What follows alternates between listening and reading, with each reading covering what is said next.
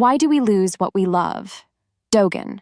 Life is full of contradictions, and Dogen's words capture this beautifully.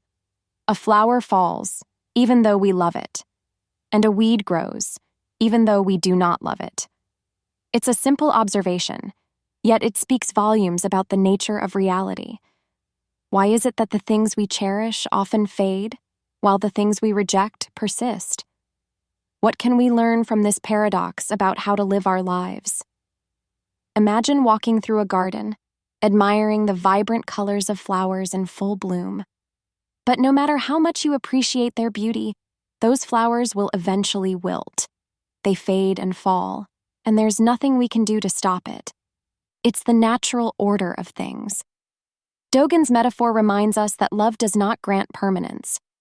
No matter how much we care for something, whether it's a person, a moment, or an experience, everything is subject to change. This can feel like a harsh truth. We want the good things to last forever, but life doesn't work that way.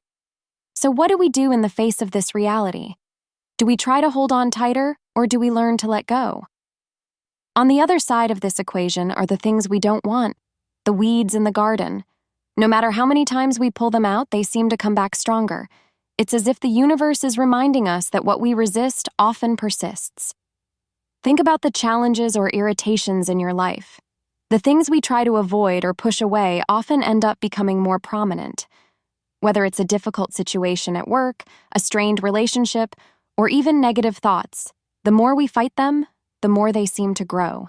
Dogen's metaphor of the weed points to a fundamental truth. Resistance alone doesn't make things go away. So, how do we reconcile the beauty of the flower that falls and the persistence of the weed that grows? Dogen invites us to accept both. Life isn't about getting rid of the things we don't want or holding on to the things we love forever. It's about embracing the full spectrum of experiences, the fleeting beauty and the stubborn challenges alike. Acceptance doesn't mean resignation. It's not about giving up or pretending everything is fine. It's about recognizing that change is inevitable. We will lose things we love. We will face things we don't want. But instead of fighting this reality, we can choose to live fully within it. Let's face it, life is messy. We often strive for control, hoping to mold our lives into something perfect. But Dogen's wisdom suggests that peace comes not from control, but from acceptance. The flower's beauty lies in its impermanence. Its falling doesn't take away from what it was when it bloomed. The weed, on the other hand, teaches us resilience, reminding us that even what we consider undesirable has a place in the larger picture.